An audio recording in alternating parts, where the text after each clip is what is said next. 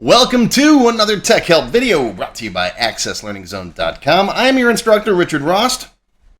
This is part 4 of the multiple addresses series.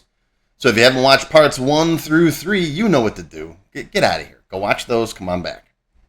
So we left off in part 3. We made our junction table. Right there is our junction table. And then we made a query, an address query. So now each address in the system will show up like that.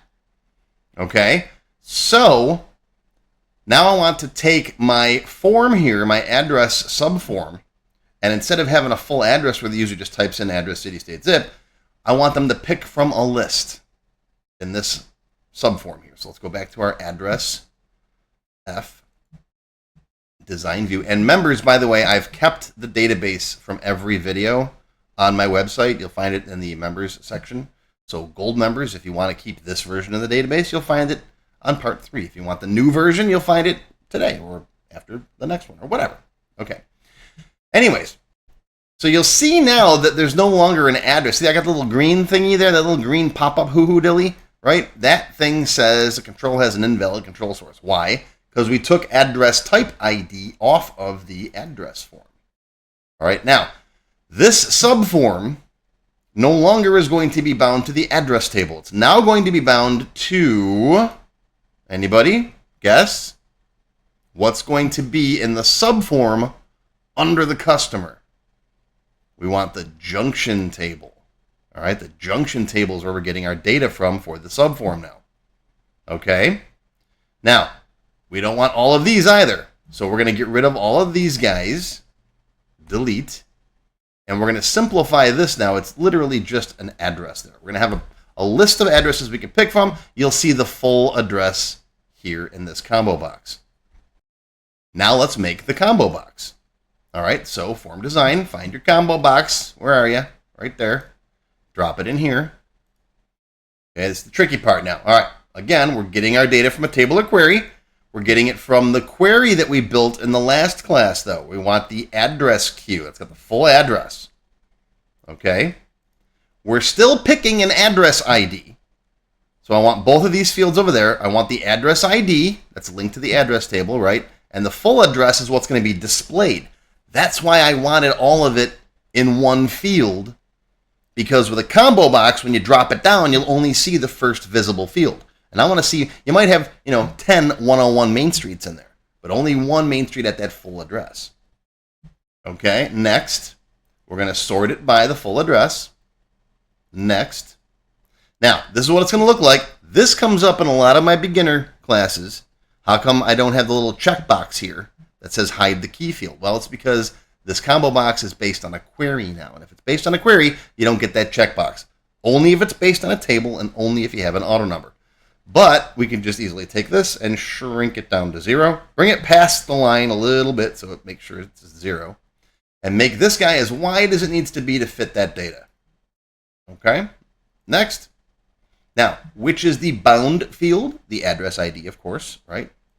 And what are we going to do with it once the user picks it? Well, we're going to save it in the address ID in the junction table, right? We're picking an address, save it in the junction table, and that's going to link it to the customer. All right, next, what label do you want? Doesn't matter. We're going to delete it anyways, and there's our combo box.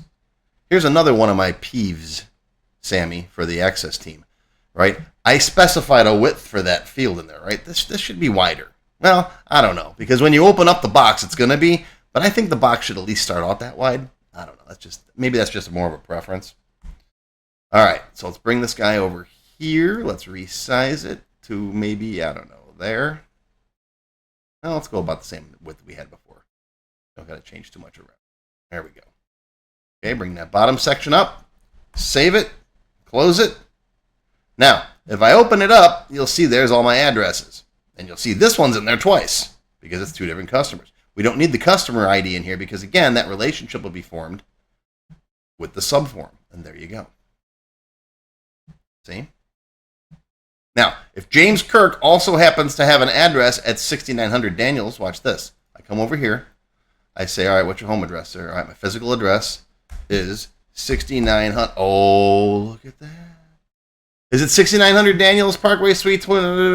Oh yeah, that's it. Okay, perfect. See, now we can pick from addresses that are already in our database. That was the whole point of this lesson. All right. Oh, I got a P.O. box too. Okay, sir, what's your P.O. box? P.O. box. All right, it's P.O. box 101. Okay, well, there's no 101 at all in this here. So let me drop the box down here. Let me see. I don't have that. So I need to add it. All right, so how would I go about adding something to this combo box? Well, that's where the list items edit form comes in. All right, this guy. This is the easiest way to do it. This is the only non-programmer way to easily do it.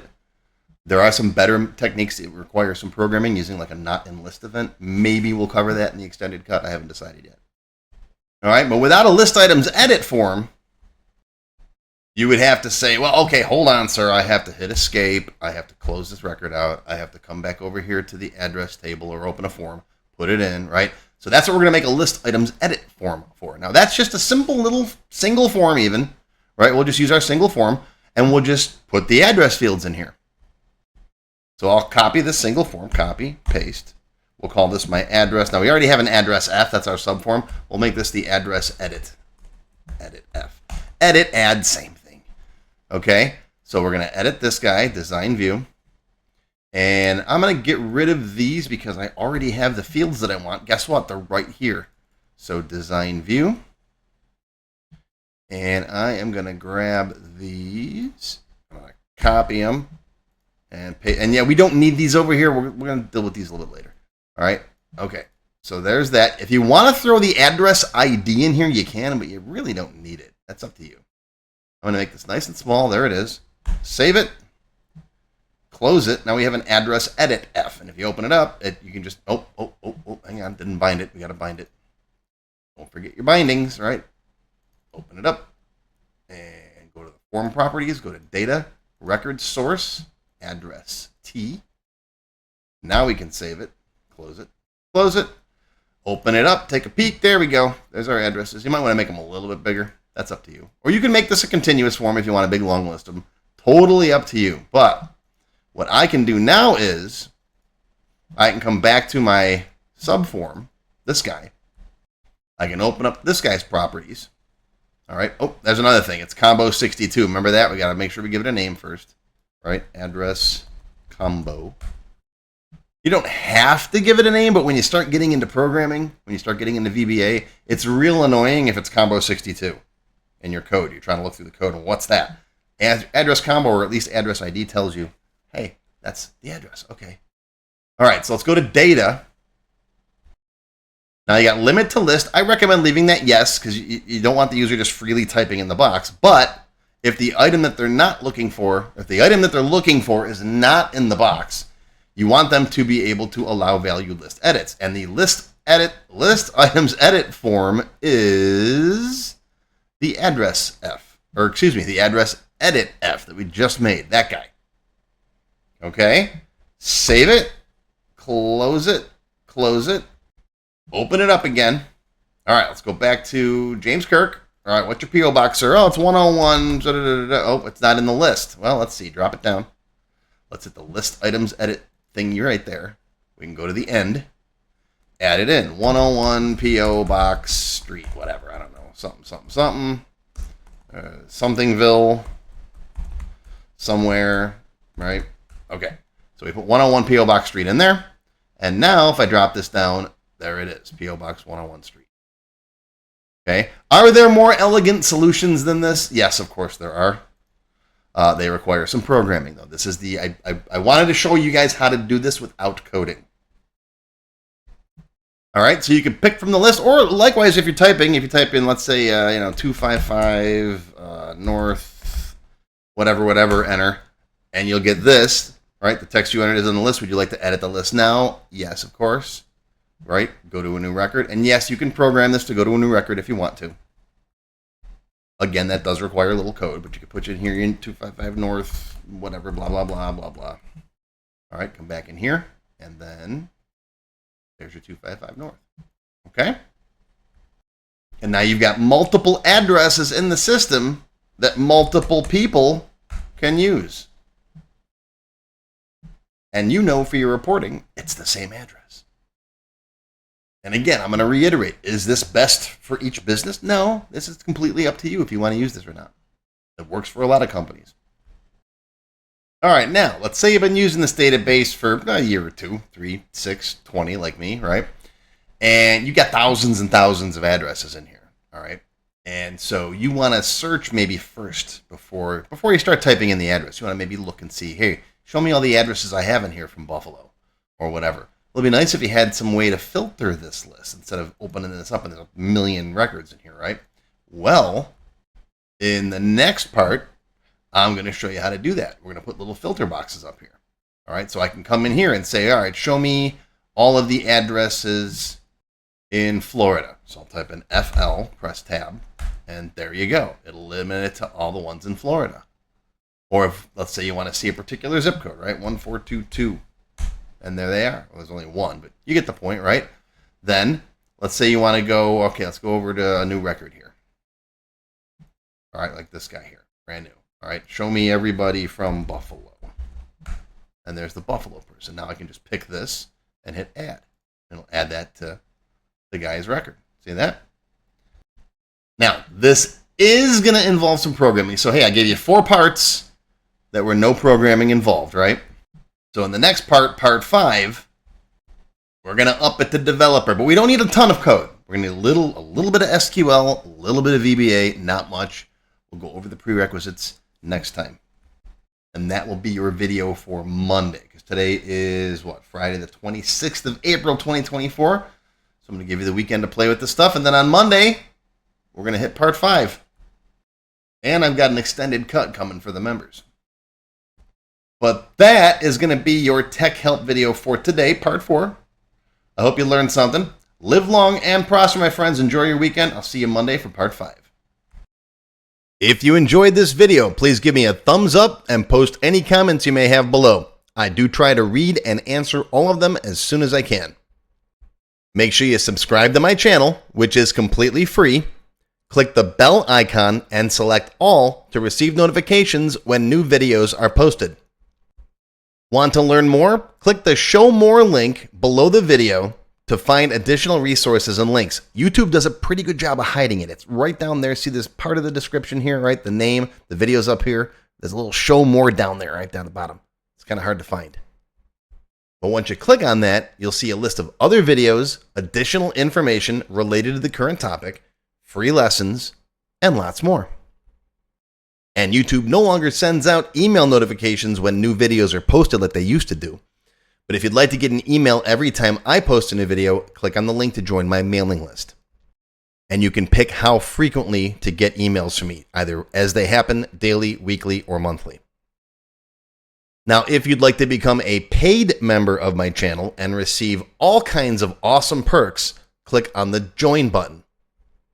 You'll see a list of all the different membership levels that are available, each with its own special perks, including my extended cut videos, access to my code vault, lots of VBA source code in there, template downloads, and lots more. I'll talk more about these perks at the end of the video. Even if you don't want to commit to becoming a paid member and you'd like to help support my work, please feel free to click on the tip jar link.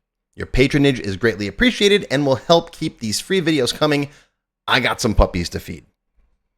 But don't worry, no matter what, these free Tech Help videos are going to keep coming. As long as you keep watching them, I'll keep making more, and they'll always be free. Now, if you really want to learn Access and you haven't tried my free Access Level 1 course, check it out now. It covers all the basics of Microsoft Access, including building forms, queries, reports, and more. It's over 4 hours long. You can find it on my website or on my YouTube channel. I'll put a link down below you can click on. And did I mention it's completely free? The whole thing, free, 4 hours. Go watch it. And okay, a lot of you have told me that you don't have time to sit through a 4-hour course. So I do now have a quicker Microsoft Access for Beginners video that covers all the basics faster in about 30 minutes. And no, I didn't just put the video on fast forward. But I'll put a link to this down below as well. Now, if you like level 1, level 2 is just $1. That's it, $1. And that's another whole 90-minute course.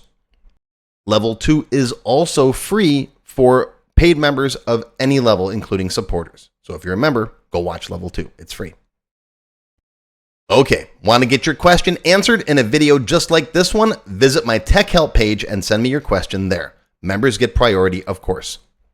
While I do try to read and respond to all of the comments posted below in the comments section, I only have time to go through them briefly a couple of times a month, and sometimes I get thousands of them. So send me your question here on the TechHelp page, and you'll have a better chance of getting it answered. And while you're on my website, be sure to stop by my Access forum. We've got lots of lively conversations about Microsoft Access and other topics. I have a fantastic group of moderators who help me answer questions. Shout out to Alex, Kevin, Scott, Adam, John, Dan, Juan, and everybody else who helps out on the site. I appreciate everything you do. I couldn't do it without you. Be sure to follow my blog, find me on Twitter, and of course on YouTube. Yeah, I'm on Facebook too, but I don't like Facebook. Don't get me started. Now, let's talk more about those member perks if you do decide to join as a paid member. There are different levels: silver, gold, platinum, and diamond.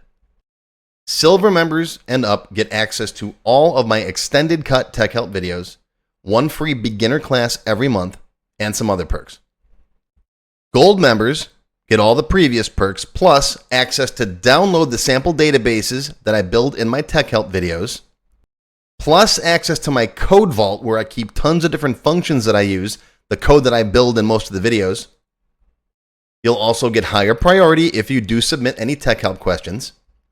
Now, answers are never guaranteed, but you do go higher in the list for me to read them. And if I like your question, you got a good chance of it being answered. You'll also get one free expert level class each month after you've finished the beginner series. Platinum members get all the previous perks plus even higher priority for TechHelp questions. You get access to all of my full beginner level courses for every subject. And I cover lots of different subjects like Word, Excel, VBA, ASP, lots of different stuff, not just Access. These are the full-length courses found on my website. You get all the beginner ones. In addition, once you finish the expert classes, you get one free developer class per month. So lots of training. And finally, you can also become a Diamond sponsor.